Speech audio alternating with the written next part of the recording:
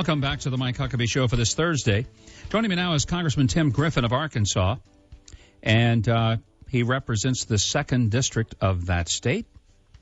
He is also on the House Ways and Means Committee. Now, if you don't know what that is, that deals with all the tax law, one of the most powerful committees in all of Congress. Delighted to have him with me now. Congressman, thanks for joining me. Good afternoon. Thanks for having me on. Okay, Congressman, yesterday the House did an applaudable act, it seems, for many of us, and that is that you voted to delay both the employer and individual mandate for a year. Even had some Democrats, 35 Democrats, voted with you on rolling that back. Where is this going to go in the Senate?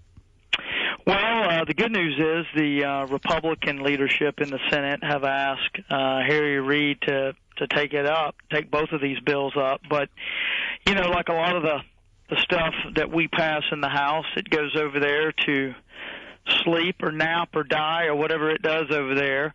And so, you know, it's an uncertain future, but I think it was the right thing to do. And hopefully the American people are watching and could put some pressure on the Senate to take it up. But, you know, there were two separate bills here that you're talking about, and they're really complementary, addressing two big burdens that were in Obamacare, the employer mandate and the individual mandate.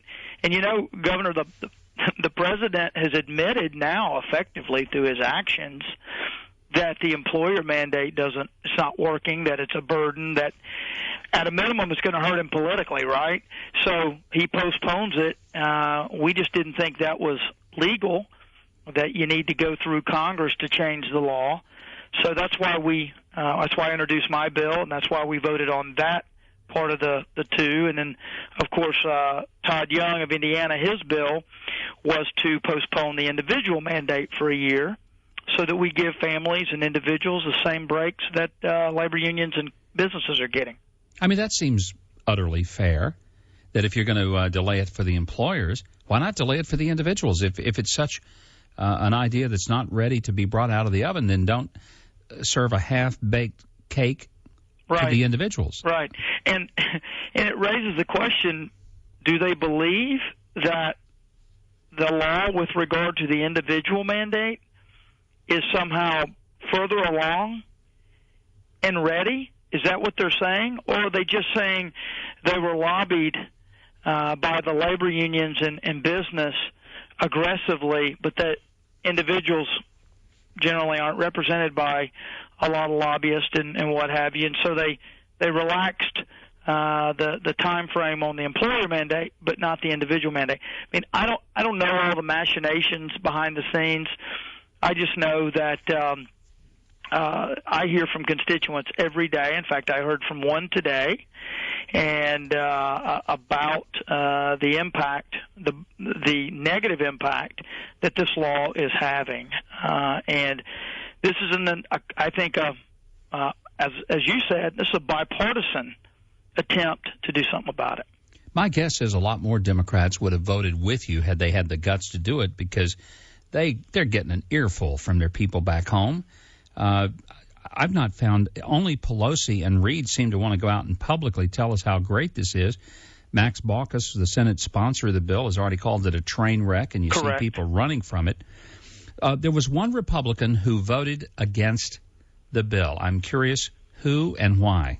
I think that was Congressman Griffin from Virginia. You know, he wants to repeal the bill entirely and nothing short of that. But, you know, I respect that, but we all want to repeal the bill. But as I tell people, I don't live in a world of fantasy and glitter and unicorns. I live in the real world.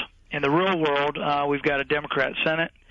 We've got a Democrat president, and we've got to look for opportunities to give relief to Americans wherever we may find them, even if it's not exactly what we want to do.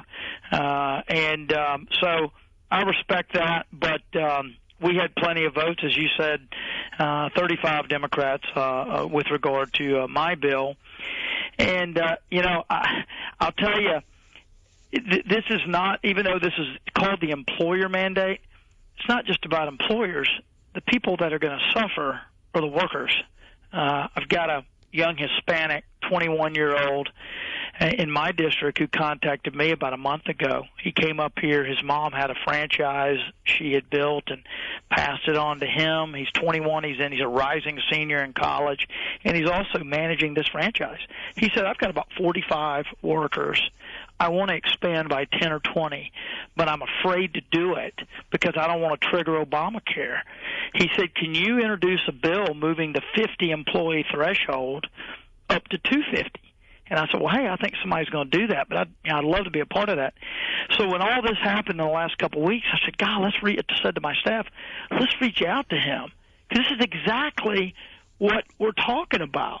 These are real jobs being impacted. This is a 21-year-old entrepreneur, Hispanic American, whose business is being crushed because of this law.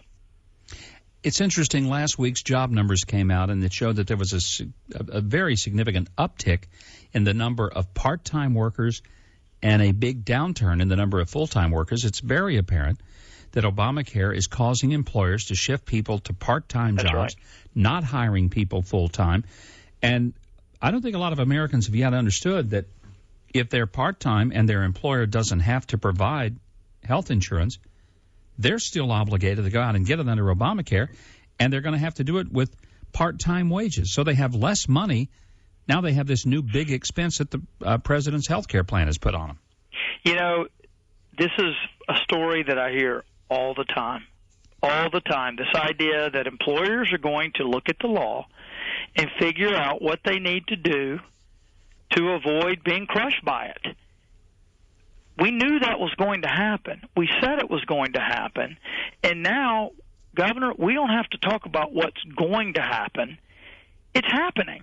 Mm-hmm. There was a headline today about in Maryland, there was a company there that's having to shift their books around basically to avoid Obamacare, the Obamacare trigger. And it seems like every day there's a stream of stories about this impact. And, you know, I guess the Democrats are just going to ride this ship down. I mean, and I think you would agree with me, Governor. I believe we need health care reform. Sure. But the idea that it's Obamacare or nothing is ridiculous. That's a false choice. There's so many other options, you know. And so it's very frustrating. It's very frustrating, but we've just got to keep doing what we're doing. A, listening to our constituents. B, responding. And C, speaking truth to power on this law. Well, congratulations on the bill that you wrote and sponsored.